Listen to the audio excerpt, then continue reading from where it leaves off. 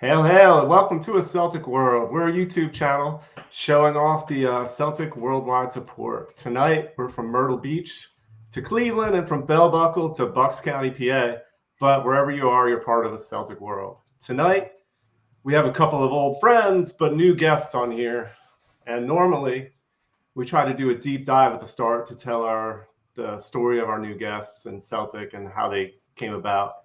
But I think tonight calls for a little bit different format. So we'll do a quick intro and then dive right in, two-footed and studs up into Celtic's debacle of a week. At the end, then we'll get back to telling a few old stories about how we all met, and so hopefully lighten the mood a bit. So tonight we got our usual, my partner in crime, Chris from Tennessee. Hello. How we doing? I'm all right. We got Jimmy V from Cleveland, runs the Cleveland Celtic Supporters Club. How we doing tonight, Jimmy? Very good, guys. Thank you. And then my good friend, Dr. J, John Deville from Myrtle Beach, South Carolina. How we doing? You're still muted, Doc. How you doing? Good. Excellent. Yeah. If I could read instructions, everything would be good. No worries. Yeah, so like I said, I think we just need to dive right in because I feel like if we start talking about old stories, there's going to be rants about this last week, and then we'll just totally get sidetracked. So, Chris, I'll let you start since you had the odd experience of watching that in the cone of silence, and I know I had the debate in my head whether I should try to let you know not to watch. Well, so here's the thing. So like last week, we were doing the show on Wednesday, and I had to do audio only because I don't have Paramount Plus, and it's the whole thing. So I'm like, okay, well, I'm not going to do the cone of silence. I'm just going to do audio only, and I did it, and it worked, and it was fine. But I didn't get to see the sword fight that happened last week, right? So fast forward to yesterday, I'm like, okay, cool. It'll be over with, blah, blah, blah. So TV will have it up at about 5, 6 o'clock, something like that. So I did that just like I normally would, and it worked perfectly, but where to even start? I mean, that was like one of the sloppiest performances I've ever seen. Just lazy on the ball, not going after it. Like where was the intent? The entire first half yesterday, there was no intent. Like there was just, they were content to just pass the ball backwards and forwards and backwards and forwards and backwards and forwards, and they lacked anything in the last third. I mean, there were no balls across the top. There was nothing coming through the middle. And fair play to that team. I'm not going to pronounce it, but they went in with the intent of disrupting what we do, and they frustrated us. And it only made us sink deeper into the quicksand and of not being able to get anything done. I mean, if you had told me that we ended the first tie at 0-0 and go into the second one 0-0, and we go into extra time 0-0, and we go to penalties, come on, man, that's just like it's the same script. We didn't do what we needed to do. We didn't prepare, and now we're out of the Champions League. Yep. Simple as. I mean, everybody knows what the problems are. The problems are we don't get enough people in the door before the Champions League, before we, bank in 40 million quid or whatever it is. I mean, it's the same song and dance. So, hell. Agreed.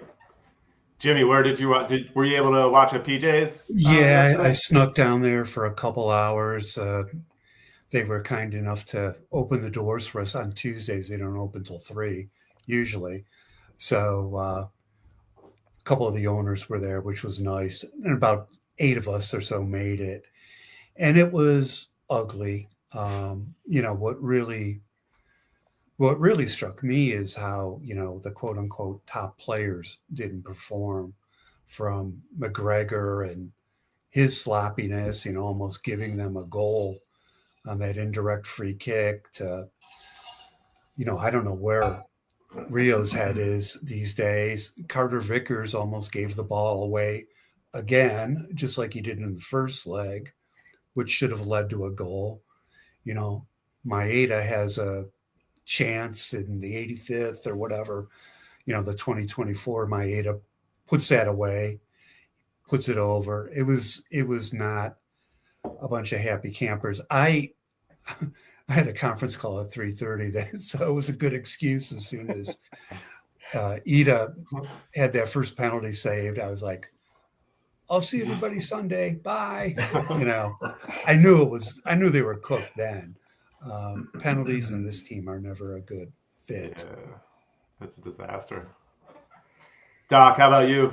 Where were you when you were? I was home. Yeah, I was home. I had business calls before and after, so I was actually at the house getting some work done. And like Jim, I had a call at 3:30, and it was the best call ever, because I ended the game.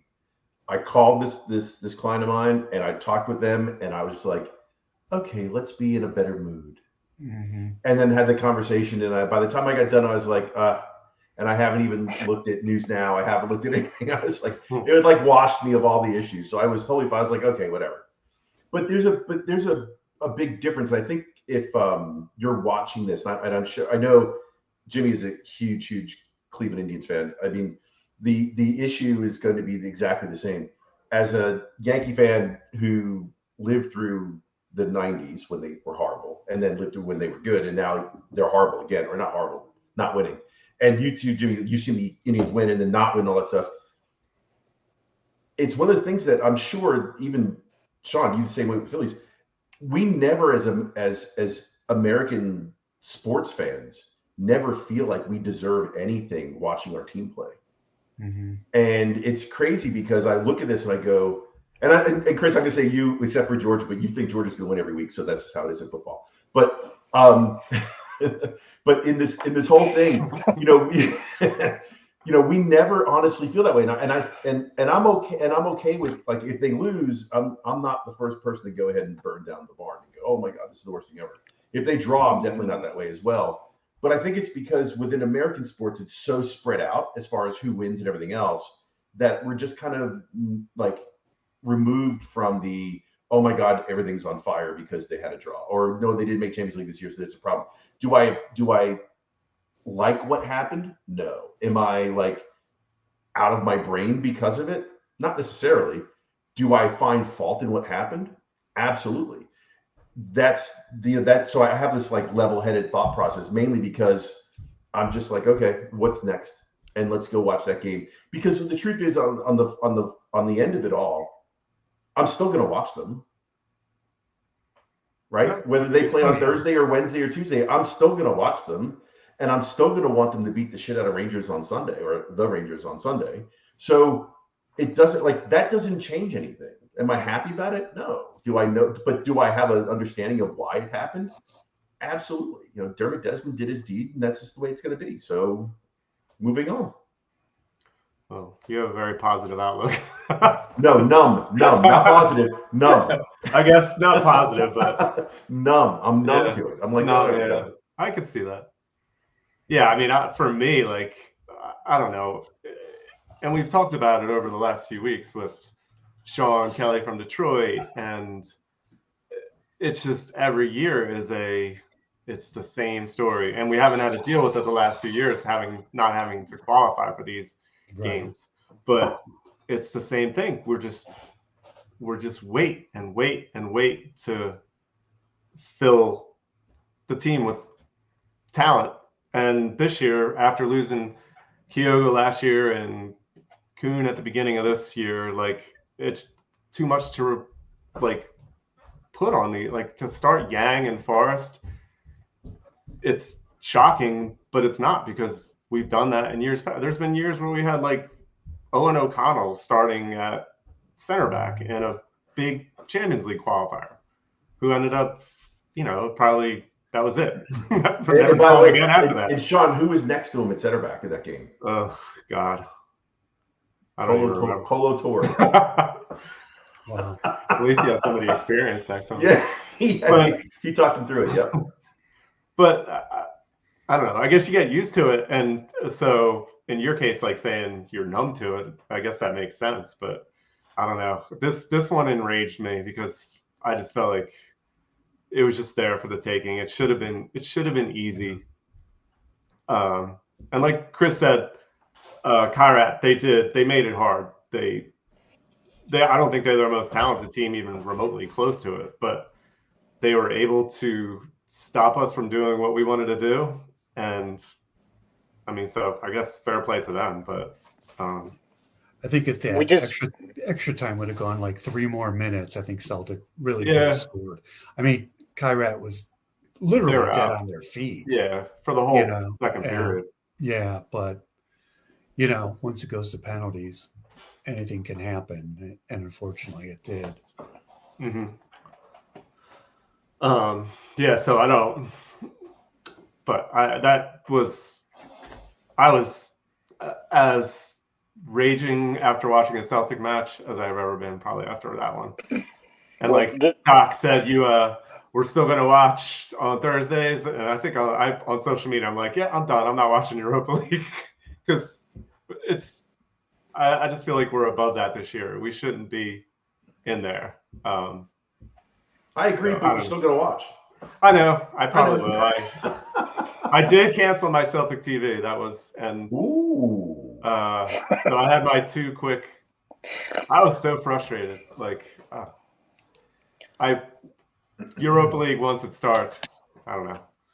I probably will go back on my. I get Paramount with my Spectrum, so Yeah, I have Paramount, so I can watch. yeah, I That's get no Paramount with problem. Spectrum, so I'll watch that stuff.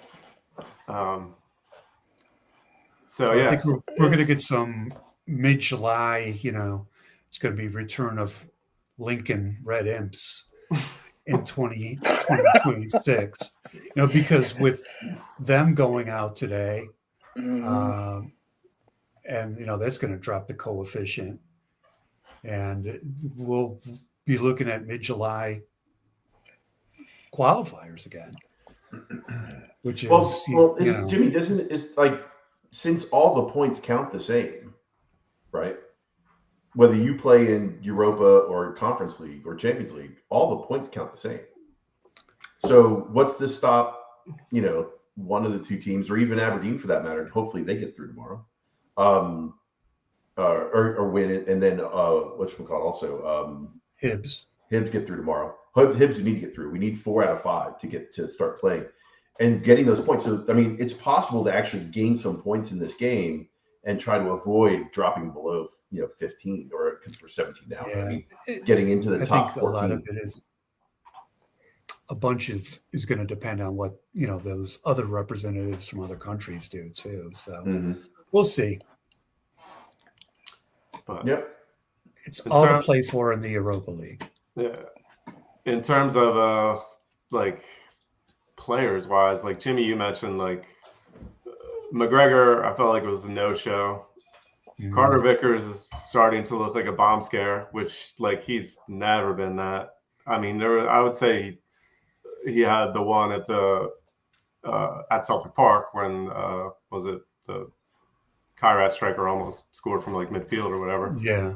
Then he had a couple like where like just I feel like inexplicable. I don't know what he was even thinking in a lot of those cases, and I feel like that's like the shit that he's usually good at. So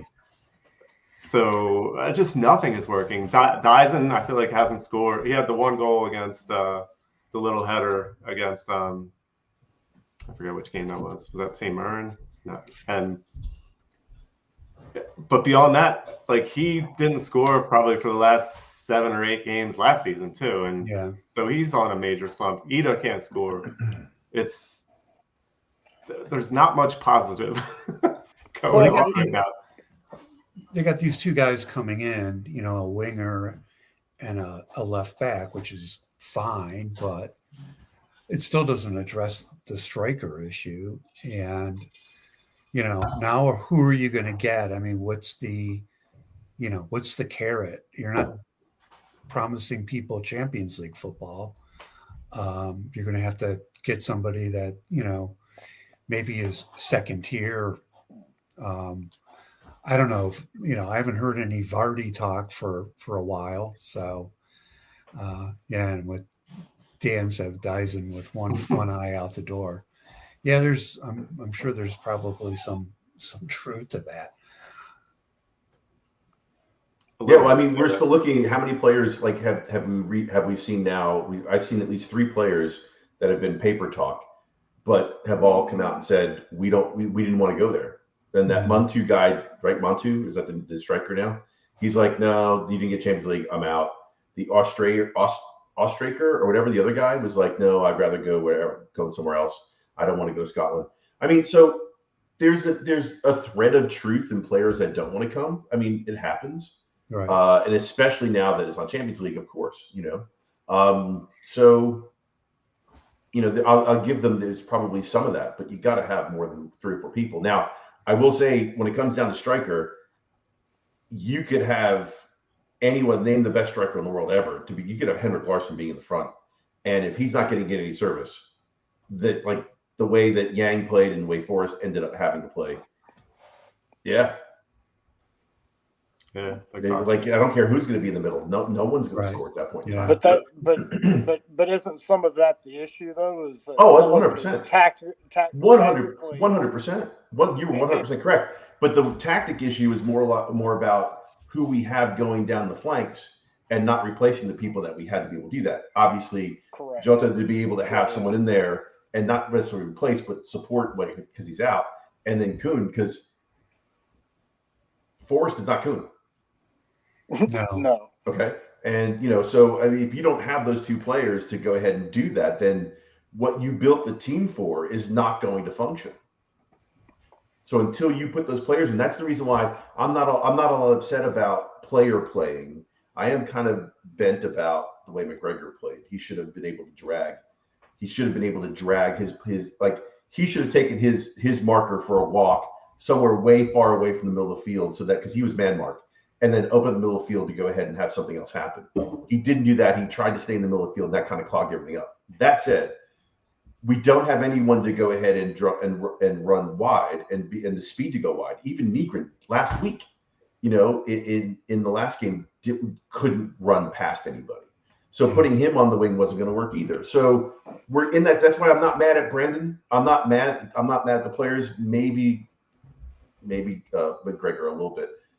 But that said, it's all in putting those players. You have a system. You did not get players to go ahead and play that system. Yang and Forrest are impact players for a certain period of time. They're not 60, 75, 80-minute guys.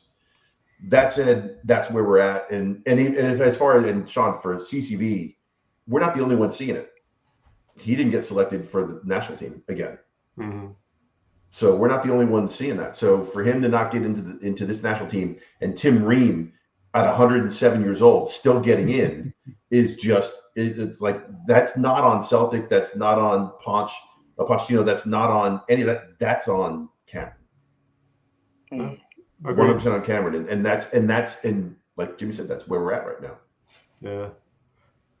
But it goes back, and just going back to the board then, and not filling positions, then Tierney not being able to go even 75 minutes really is a killer, because then I have to move Scales out wide, and we've talked about it the last few weeks. Like, I'm fine. Like, if you have a 3-goal lead and you put Scales in at left back and add to your defensive structure, fine. But when you're chasing a goal with him, it's like you have 3 center backs like across the. It's not gonna be successful getting you a goal. And again, and we got the Uruguayan guy from Boca Juniors looking like it's seemingly like it's definitely done. But like, why isn't that done 2 weeks ago? And why isn't the Royal Antwerp winger done 2 weeks ago? Like, so we're stuck with Yang and Forrest. Like, and you're 100% right, Doc. Like, guys who are just they can give you 15, 30-minute bursts tops, like where and Yang sometimes not even that, but sometimes he looks unplayable, but that's like 1 out of every 10 games he plays, and so it's a problem. Yang's better off the bench. I mean, there's no question. You start Yang, it's never good. Like, I've not seen a single performance of his that was like a good quality performance that he started. Off the bench, though, sometimes he looks, like you said, unplayable. But that's, and Forrest, I mean he's out there hustling, but he doesn't have that same step he did 5-6 years ago. And I don't know what the answer is, but you need Maeda to go on the left, and we need a new winger on the right, and you need somebody up top. And if that person's not Adam Ida, then you need to get somebody else there. I mean, the whole thing is just very disappointing. It's just very disappointing. But like Doc said earlier, like, I'm still going to watch Sunday. I'm still going to watch next week. I'll watch all of the Europa, like my Celtic TV subscription. Like, I didn't cancel it.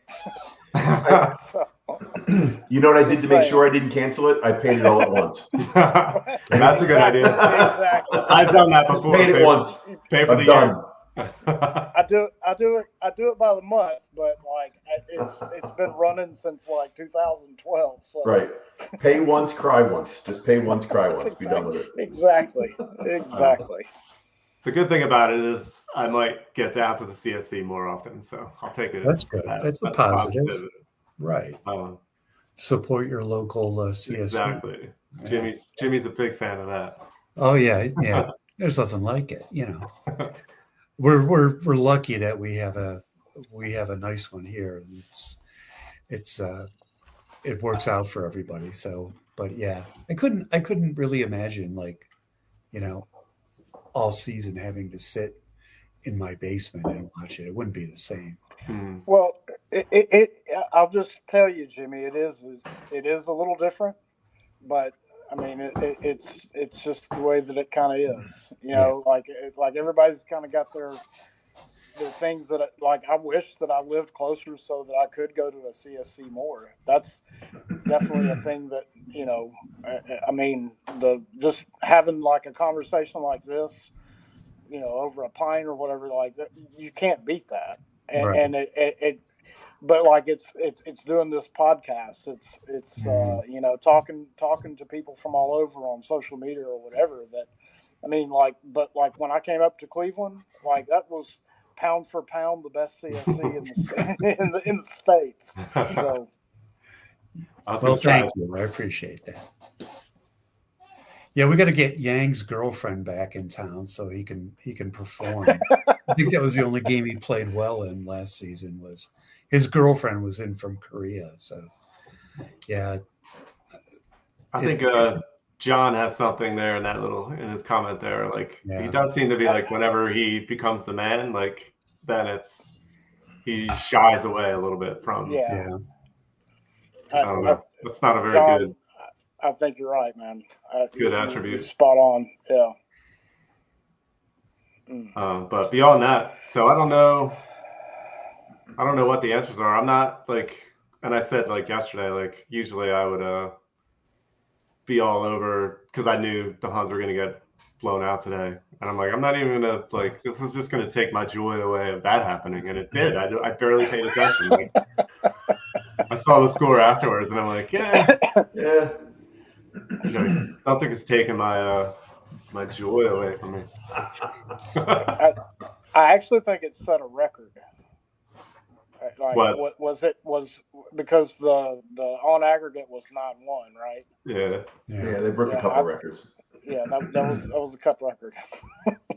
They had a couple records they messed up with, yeah.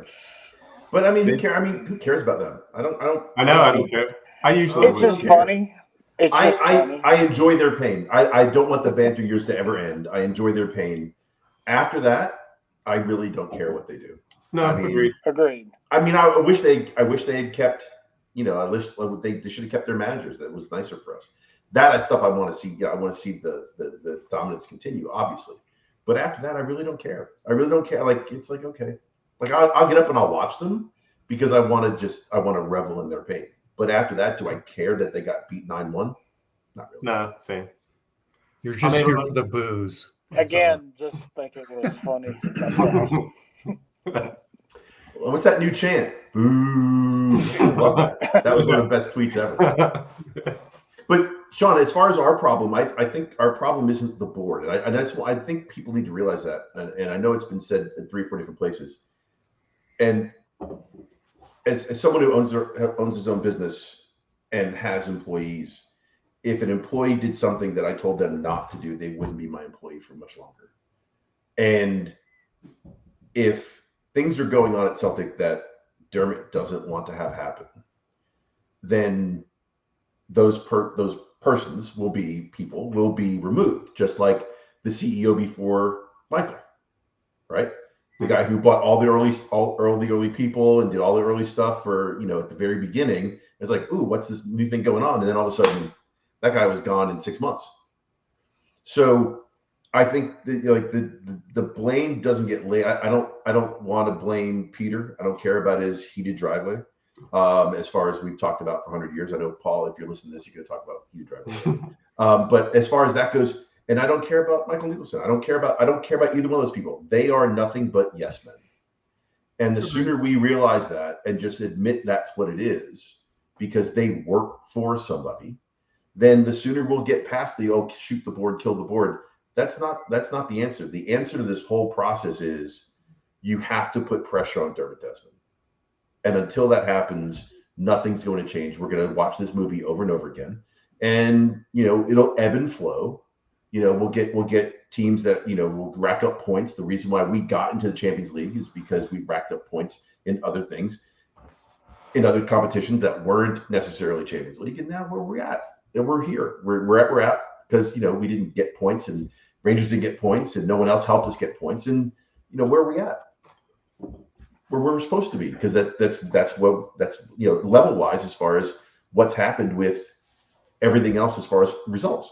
So now we have to decide, do we want to support Dermot in this process or not? It isn't Michael, and it isn't anything else. I wish that was the case. When they say board, but they yell about the conversation is always about Peter and about Michael. And the reality is that they're just yes men. And I think we just need to admit that they're just yes men and go, it's Dermot. We should just say Dermot, because I think Dermot kind of walks away scot-free at times when he's like, hey, listen, they hate the board. No, dude, we hate you. Yeah, no, it's true. We hate you for what's happened. Let me say this correctly. We hate you for what's happened numerous times. Yeah. Do I appreciate not going bust after 2003? Absolutely. Do I appreciate everything else they've done? Absolutely. But I hate what's happened here because it continues to happen. Because once again, in my business, if I had done that and I had almost bankrupt my business and ruined my business a couple different times, I would have learned to do something differently. But here we are watching the same movie again, over and over again. For me, I agree with Dan. That's how at least I kind of look at it. I kind of throw Dermot in with that whole. And so I blame him. I blame everybody. But I do think one of the things, more communication from somebody outside of Brendan would be good, because you don't know the structure of anything about how decisions are made. And Brendan will do interviews and kind of blame this nameless person, that. Well, I want to get players in, but it's, for whatever reason, it's not happening. Yeah. I think there needs to be other communication from somebody outside of Brendan, whether it's Nicholson or, he seems like he should be that guy who would have to get in front of the mic a little bit. But outside of, I talked to him at the thing in New York that me and you went to, Doc. That's the only, I can't even think any time I've ever heard him speak other than that. Yeah, and he's no different from us. I mean, when you talk to him, he's no different from us. He wants to see them. That's the reason why it's a Dermot thing. It's a money thing. It's a straight money thing. And Michael Nicholson, he wants to see the team do well. I honestly, when we heard him talk and stood around at whatever bar we're at the man showed up to the after party and sat there, bought drinks for people, and hung out and did everything else. And he was just a normal guy. He's a big guy, by the way. He's like 6'3". He's a big guy. But it's crazy. He's just a normal guy that that wants to see the team do well. He's been a supporter. He told the story, everything else around a couple of years for people, and and that's cool. But that doesn't mean that he has the autonomy to do what he thinks is best for the club. He's got to do what he is told to do and toe the line. No, agreed. I just got all sucked in. The only thing I remember him talking about was that he worked in Wildwood. Did he really? Summer. Yeah. No way. When he was late teens, early 20s. What was he doing over here? I missed that. Did he ask he what he worked was at a bar. I forget what bar he worked at. One of the bars down there. I don't know what he was doing, if he was bartending or waiter or whatever. But I remember I was like, get out! My family has a house down there, and that's the only thing we ended up talking about. Where now I wish I could. I missed that conversation. You had your opportunity. Yeah. He sucked me in. But I do think you're right, Doc. Like that, probably Dermot is probably the main issue. But for me, I lump them all together. The issue. One thing. He is the issue. He is the issue. He is not probably an issue. Mm-hmm. He's the issue for me, at least. From my experience of how business works, he is the issue. The issue. Well, you can see Brendan getting more and more frustrated as they keep trotting him out there, and keep asking him the same questions. That's got to be frustrating for anybody. And the conventional wisdom, at least among the expats in Cleveland, is that he'll see this year out and then he'll go. Because he'll feel like he's got nothing else, he's not seeing progress. He's not being given the opportunity to progress. He'll go somewhere else. I mean, he'll find a job, no problem. That's for sure. No, agreed. I just Neil think Lennon 3.0. Yeah. Just to go from where we were at Bayern Munich, playing them to the death, and then to where we are now in the Champions League, I think is just there's so much lack of ambition that you would have thought you would have built from that strength that they showed.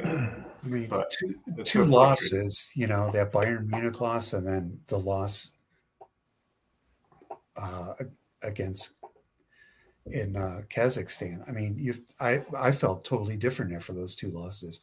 After the Bayern loss, I felt proud. I was like, wow, we pushed these guys. We took one of the top teams in Europe to the very edge, and they needed a last minute goal to beat us. This is ridiculous. Yesterday was left everybody feeling pretty terrible. So yeah, it has. It's been an interesting few months. I don't know what happens. I mean, we've got how many days left in the transfer window? 3, 4, something like that. Something like that. Monday, I think. Monday. Yeah. I mean, what are they going to be able to accomplish, in those few days, beyond the two guys that seem to be pretty certain? They have the usual Glasgow airport paparazzi snapping up, people asking for selfies. But yeah, I don't know who else they're going to be able to bring in. And that's kind of worrying. Yeah. That's what, and especially like with talk of is Dyson looking out the door and CCV. I don't know, CCV. Conversation about CCV being out the door, which, to be fair, I mean, the man's still not healthy, and he can't play on turf. So, do you get 6, 8, 10 million for him and let him go? If you honestly believe Dane Murray's the guy, I mean, with Pusey as a backup. yeah. Possibly. I mean, I feel like Murray has looked. I mean, he came on yesterday and looked good, but he didn't look out of place. No, they didn't. They weren't doing much attacking wise, but he's when just he was on, inexperienced. yeah. I don't know. How did that? It's a thought, especially now with no Champions League. Well, just like transfers, work both ways. I mean, if somebody wants to go, they're not Dyson or Rio Hatati. I mean, who's gonna take Anamita? I saw something that I don't know if it was a English championship team was looking at him, and yeah, Scales will be there for him. Scales has been decent though. I'll give him that. Yeah, I don't want him there, but the best of the back four yesterday. All right, calm down. All right, yeah. Needed a laugh. That was so funny. Oh my god. Sorry, Liam, if you're watching, I apologize. I couldn't handle it. That was. I know there's a lot of diehard Liam Scales fans out there who think he's the greatest center back I'm with ever. you, Sean. I didn't think he did all that bad. No, he hasn't. I mean, I he's think been he's solid. Been pretty solid. Yeah. I mean, but I know again, he's getting a lot of shit, but yeah, Kairat wasn't like throwing everything they could against us. It was more sitting back and just trying to take up all the pressure. But like that kind of speaks to one of my earlier comments earlier. It was just that like there's no inventiveness. There's no intent. Like it's tactically speaking, I don't know what they're doing half the time because you would think you would want to try to put a ball across the top, or you would want to cross it to somebody that's in the box, something. But like I don't know, man. It was just like everything that we tried to do just blew up in our face yesterday, for sure. And I know I didn't watch the first leg, but I mean, that's just that was the frustrating thing. I think more than anything else is that I want all of these guys to succeed, right? Like I'm a big, let's just get behind the team and da da da da da. But like, man, it was very lackadaisical, and I think there has to be an injection of some motivation or something, because otherwise, I mean, like if people aren't looking forward to playing in the Europa League, then like we might as well go ahead and just cash out after the group stage if that's the attitude. I mean, like I guess that's what I'm saying is that like if it's all down to money, whether or not we could afford these players, right? And it didn't happen. The only thing that we can do as supporters that aren't privy to all the private conversations that go into bringing this player in or that player in or whatever it is, I mean, like we just need to get behind the team because that's all we can do, right?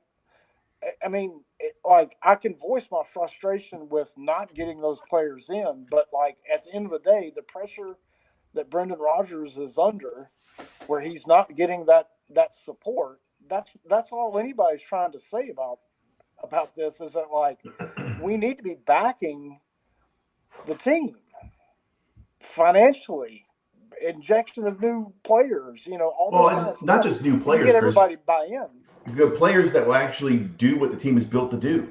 Right, because you don't just replace Kuhn and Kyogo. They haven't been replaced at all.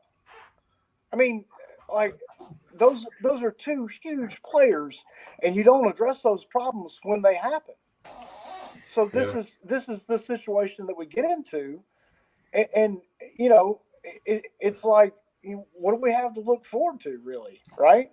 A mediocre performance in Europe. Thursday, Sunday. That's what we have to look forward to. It's kind of a replay of last off season too, where they're up to the deadline. You still didn't have a replacement for Matt O'Reilly, for example.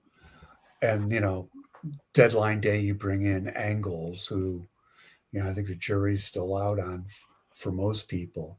And it's the same way. I mean, what are we going to do, September 1st at 6 p.m. British summertime or whatever time the deadline ends? You're going to trot somebody out and say, well, here's the striker. I don't know who that's going to be. And that's the problem. But it just seems like, when we talk about rinse and repeat, these Brendan years have been like that, where it's late August and kids are back in school already, and Celtic still hasn't replaced people that either left, at the beginning of preseason or at the end of last season. So it's, it's tiresome. Mm-hmm. It is 100%. Spot on. But to Dan's point here about the youth program, right? Like Dane Murray, how many years was he in the academy? Oh, he's been for a while because he's been injured for 2 years. Injured for 2 years, yeah. But he that's another great success story, is that like now he's the starting, will be with on the team, come Sunday, right? So like for players like that, I think Dan's exactly right. Like, yeah, it's great that we're fortifying that, but like, I don't know, man. I think people within the board either overestimate us or underestimate how much it's going to take to get to that Champions League level. Because like if the Champions League's here and Europa's like here, like where does that fall with the talent that we have coming through?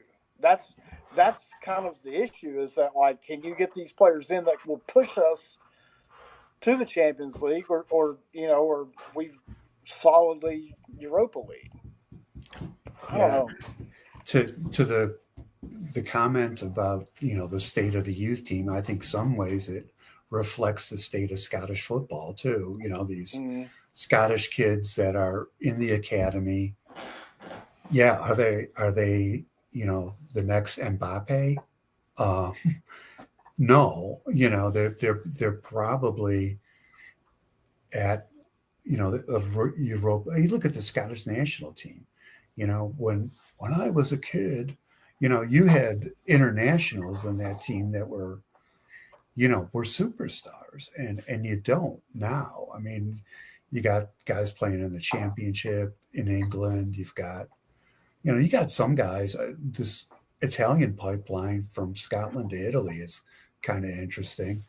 But yeah, I think it's in some ways the Celtic youth system is a reflection of Scottish football in general. It's down. I get that. I think it's hard to break through, and for a youth guy to break through, because there's so much pressure to win.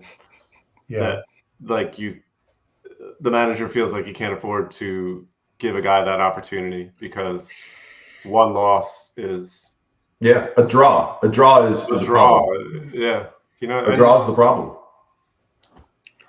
Yeah, you can't put Colby Donovan out there on Sunday, and take a chance on him making a mistake, and Yeah, I mean, he's looked decent so far, but over a very short time. But he didn't look out of place on yesterday. I didn't think when he came on, and actually, was. He looked good in the league game too. I mean, he looked good. He looked good last weekend in the league game. So I mean, no problem there. So more guys like that coming through, and the Dane Murrays, but beyond that, it's been a while. Like since like anybody's really broke through to. And once they did like that, whatever, Ben Doak, like he had one or two games, but you kind of knew he was off even before. Mm-hmm.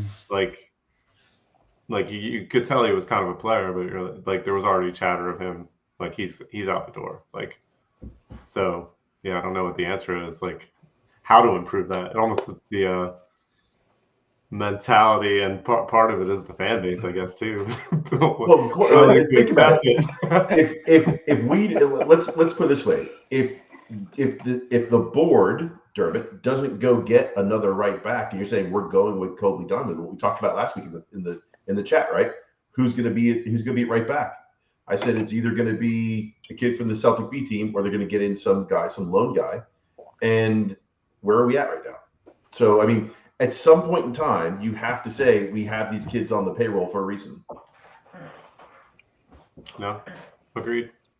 So, can you get away with it for another 2.5 months till we get our right back? Yeah. AJ was a big miss yesterday. Yeah. He missed basically he missed 2 entire games.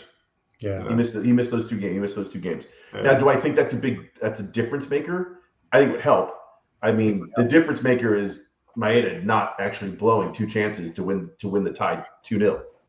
But Yeah. I digress.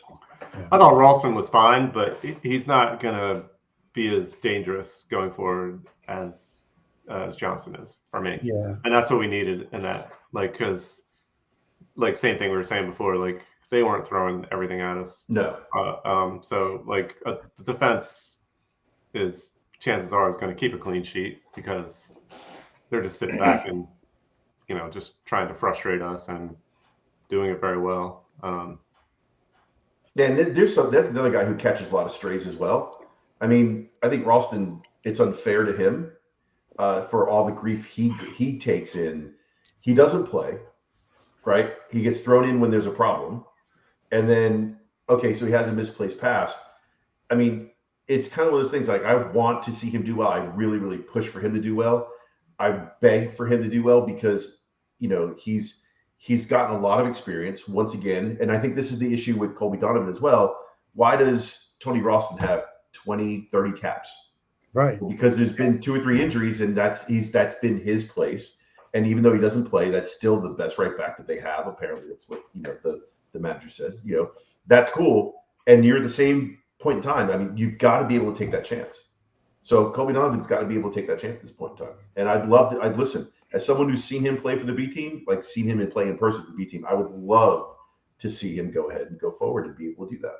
So, I think that, and we're in the same place with Tony. I want to see Tony do well. I don't want to see him fail. Mm-hmm. I want to see Liam Scales do well. No, agreed. Even though he's going to play till he's 65 and left center back for us. But it's one of those things. I think we have to be able to, at some point in time, be able to say, okay, this is where we're going with it. Fine. Then if that's the case, then let that B team player go ahead, or that second team player get his chance, put him in there, let it go, and then see what happens. I mean, that's how Tierney got to be where he was, right? They said, "Here you go, go do it." McGregor for that reason. McGregor for that reason, yeah. Good chance. All right. Well, moving on then. How is everybody feeling about the weekend on Sunday? Chris, what do you think? Oh man, I don't know. It's going to be close regardless.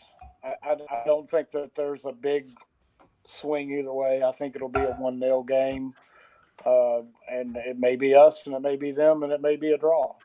But I think it's going to be. I don't think we're going to just hammer them. I'll put it that way. I think it's going to take a lot more effort. I think that there's a lot of players that know that it's going to take a lot more effort. I think that having a lot more supporters there, and I don't know if there was that many supports that went to Kazakhstan, but it's going to be frustrating. It's going to be a tough game to watch. I don't know what I'm gonna say my prediction is, but I think it'll be I think it's just a 1-0 game either way. Jimmy, what do you think? I did watch most of that game today, and that Rangers defense and the tactics they're using are so mismatched. If Celtic had any sort of attacking threat, it could really be a blowout. But you've kind of got this terrible defense against a terrible offense. So yeah, I think to Chris's point, 1-1, 1-0 could go any way, but don't expect Dembele demolition or anything like that. No, What's he doing? Bring him back from Saudi Arabia. Doc, how about you?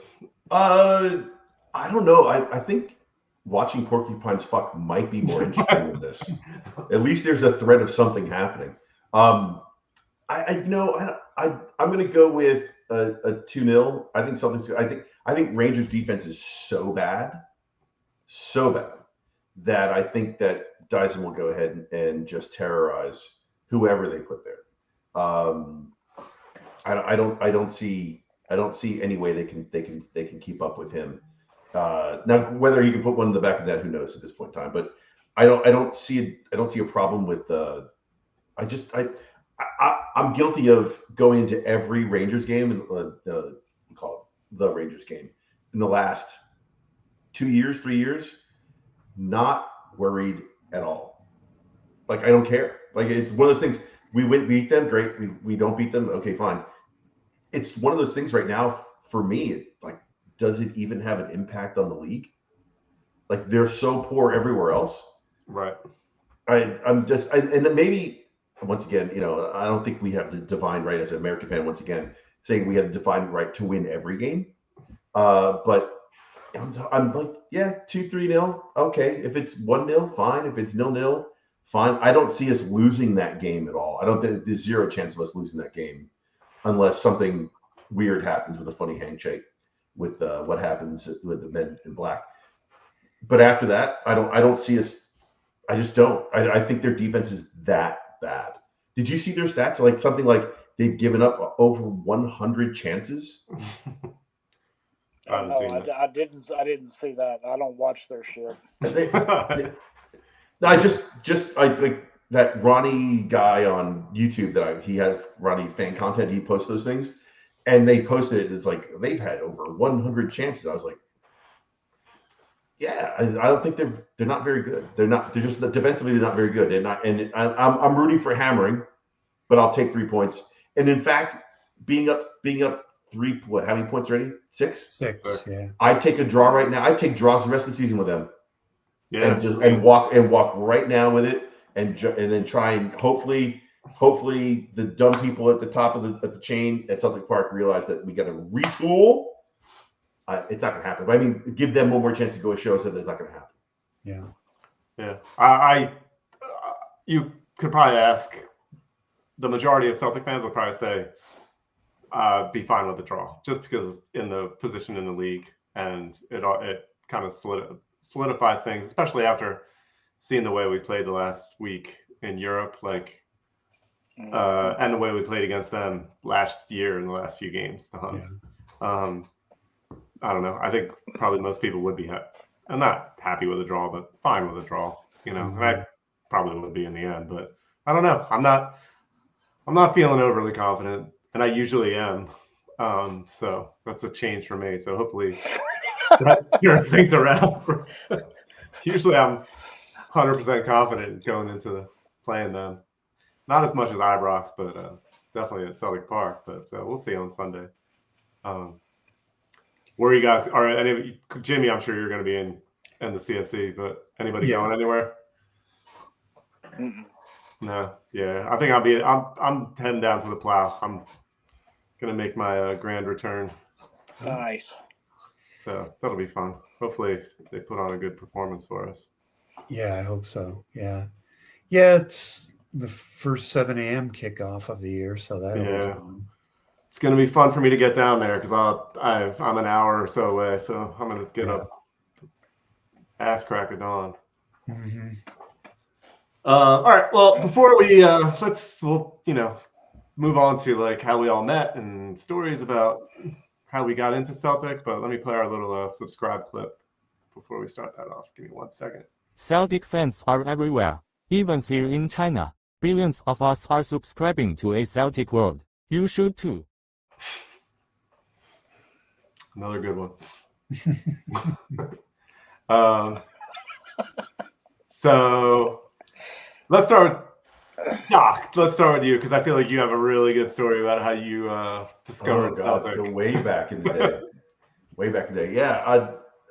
As you can see, the boy right here, the goalkeeper, he was little at the time, and he was looking for a goalkeeper shirt, and I saw these really cool green and white striped jerseys. I was like, oh, that's really cool. So I bought some, and because I knew no one would have a green and white hoop jersey, and ended up that they didn't come. I call the guy up, and he's from Port Glasgow, and next thing I know, he says, "Oh, I'm really, really sorry," and he sends the package over. And the funny part was when I got the package, there was a picture of the Lisbon Lions in there. It was signed by a bunch of the players, which I have somewhere here. And I'm like, oh, cool. And I message him back on Facebook. I'm like, oh, well, because the package had a problem getting here. And next thing I know, he's like, oh, yeah, I was just at a supporters dinner and I wanted to apologize. And here's a picture. I'm like, great. He goes, do you know who they are? I'm like, I have no idea who they are. And it works out that he's like, well, have you heard of Celtic before? I'm like, well, I know who Henrik Larsson is. That's as far as my Celtic history goes. And he's like, oh, well, you should look at this. And he gives me Celtic Wiki and he sends me this. And we hook up on Facebook. And next thing I know, after about, I don't know, probably about 2-3 months, he's like, you should come to a game. I'm like, okay. So I got on a plane and I got there and there were 10 guys from Port Glasgow at the Glasgow airport waiting for me. And since then I've been to weddings, I've been to funerals, I've been to christenings, I've been to I basically have family. I was just at another wedding this past April. I've been to Flag Day. I was at the Invincible Cup win when Roddick scored. I was at Manchester City's game when we tied 3-3 with them. I'm lucky enough to go to a bunch of games and really, really enjoy it, and then have people I consider family there now. I was even allowed, I was able to sanely leave my son there. He played for the University of Sterling and in Lone League, and I was able to go ahead and leave him there with friends that I knew would go see him. And that's what it's turned into just from that alone. So, that doesn't even take into account what we did with meeting Graham and everything else with Beyond the Waves, and then doing our thing with Smell the Glove with Chris and Paul and Rev back in the day when I want to say that started when Ronnie took over. When we started that? It Probably around there. Yeah, it was like Ronnie's first year. Yeah, I think it's when it happened. So those things. It was fun, and I enjoyed that, and it was really, really cool. And I wouldn't have missed that any other way. That was a really, really cool time for me. And coming up with those people and becoming friends with those people was just life-changing. And the whole Celtic thing has been life-changing for me, from people I met, Sean, being in Philadelphia for that, and Jim on Facebook. You've been a friend on Facebook now for 10 years, Jimmy? Mm-hmm. This whole thing. So, I mean, it's interesting because it allows you to have this connection with people that is well beyond anything else. And it's funny. I mean, even the funniest thing, like we went to, like Chris and I, like Sean, when you had a thing with Chris. And I was like, oh, you're going to go see Chris in Georgia? Okay, great.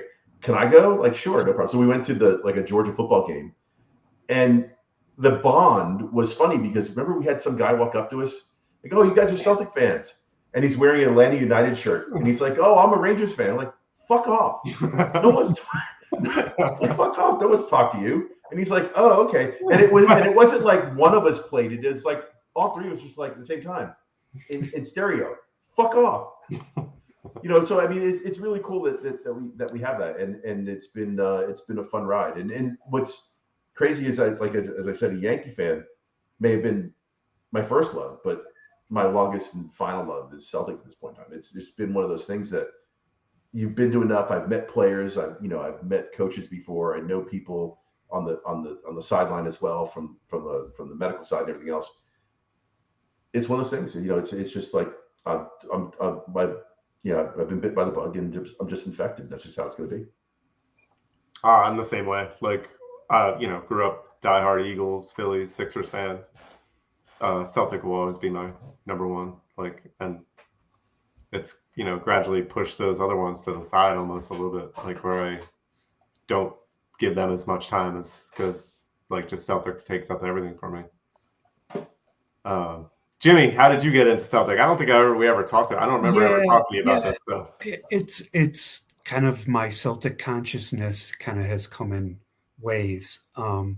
As a little kid, one of my cousins was half Irish, half Ukrainian, and in Cleveland, at least in the 60s and 70s, the soccer leagues were all ethnically based. So he played for the Ukrainian team. So I got introduced to the game that way. And then kind of laid fallow for a few years. And then as I went to high school, a lot of the guys I went to high school were first generation Americans. Their dads were Celtic fans. So kind of got back into it that way. Our CSC was started in '97 by Celtic and our Scottish and Irish expats, and started to get into that a little bit. But at that point, my kids were young. I was doing other things, and as they got older, kind of got back into Celtic. And our demographic has changed a little bit too. A lot of the old timers are gone. We still have a lot of them around. Thankfully, they're great guys, and we're trying to get some younger guys in too. And that's a big part of, I think we have built such a nice thing in Cleveland, which, is not New York. It's not Philadelphia. It's not Boston. But I want to keep that going. I want to perpetuate that. So, constantly recruiting. St. Patrick's Day, you're out, you see somebody in a Celtic shirt. Oh, you a Celtic man? Well, yeah. I'm like, okay, here's where you got to go, and so we've built the club that way, and we want to keep it going. So it's definitely a passion of mine. Dr. John mentioned that baseball is my other passion, and it's kind of nice that those seasons don't intersect too much. The way Cleveland's playing this year, they're not going to intersect at all, really.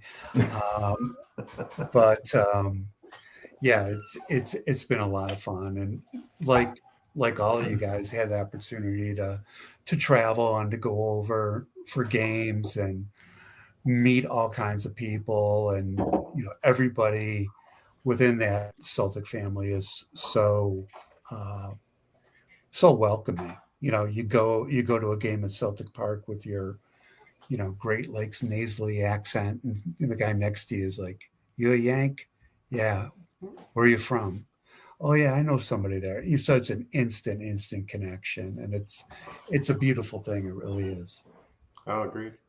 I would say you take that to your CSC, like, because I remember, like Dr. J said, me and you had communicated on, social media for a while, and then me and my family we did a little, driving tour through the, Michigan, Ohio, Indiana, and on the way back stopped at your CSC, and that was the first time I met you, and I'm like, and it's the same as Dr. J and Chris. The first time you meet them, it's like that a guy you've known your whole life, and you walk up, big hug. Like, he bought all my beers that morning. I think it was like the league opener. We beat, I think it was like St. Johnson, like 7-0 on the league opener. And it's like, it just adds to all the memories. Like, it does. You know what I mean? Like, and that's what's sold it for Celtic for me over the years. Mm-hmm. Like, it's the same things you have said. Like, it's the people, like, who have sucked me in more than anything. And like, I love it. And Dr. J, you same thing, like with your Port Glasgow crew. Like, that's it's such an amazing story. And everybody's got a different story, slightly different, but it all comes back to the same thing. In a lot of cases for us, especially like Americans over here, it's the people you meet. You got like that same kind of ethos, and it's, I don't know, it just pulls you in. It's magic. It is It's just magic.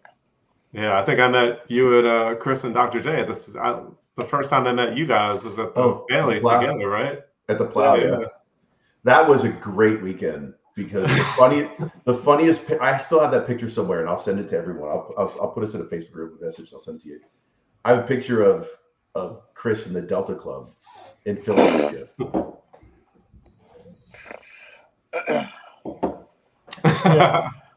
Yeah, just head and hands. Oh my God! So Doc, I have a picture of you in Athens, like post game, like sleeping in a bar. Oh, absolutely. Listen. You're not the only one to have that picture of me somewhere sleeping in a bar. You're not the only one. There's a lot of people who have that picture of me sitting somewhere sleeping in a bar somewhere. Guaranteed. Yeah. When it's time to go, it's time to go. When it's bedtime, it's bedtime. And that's just how it is for me. All right, we'll finish up with one question in the chat, and this is a good one. Oh wait, that's not the question. This one. I love it. I think I'm better at it the more I drink. Is how that works for me. Yeah. The more I drink, the more I drink, the easier it is. And I think it's mainly because I just nod more, and it works out fine. And I think that's totally okay. But I love those guys. I do, and the funny part is, like, it's not even about the accent. What I like about those people over there is the accent isn't the issue; it's the humor, and their ability to have conversation against each other, and to be able to sit there and watch them have that humor with each other is gold to me. I love that. I love watching them have those what someone might think, like, to call someone a good cunt. Is there anything better than that? I mean, to watch two people, call each other that. There's nothing better than that. I love that, the banter, we'll call it, but the conversation between them is great. I just sit there and watch it like a tennis match. No, I agree. Go back and forth and just let them have their conversation and just, try to listen the entire time. Yeah. I mean, for me, I always say the best, like, even in a crowded, loud bar, like, if I am one-on-one talking to a guy from Glasgow, I can 100% understand him. If another one walks in, then everything's over. Then everything speeds up, and then if a third guy comes in, then I'm like you. I'm just nodding along. I don't know what I'm nodding on to. But. Yeah, we've got probably 4 or 5 guys that are native Glaswegians in Cleveland, and I think the years have kind of mellowed their accents a little bit, except, to your point, when they start talking about it. And then it gets lost in translation. And when I went to Scotland the first time, I was like, oh, well, I know people from Scotland, and it was totally different. It was on a different level.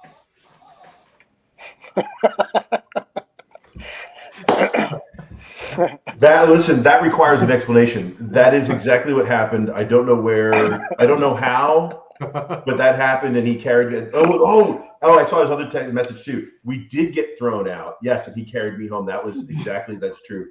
So that happened in Philadelphia, carrying me back to the hotel because I apparently fallen asleep in another bar.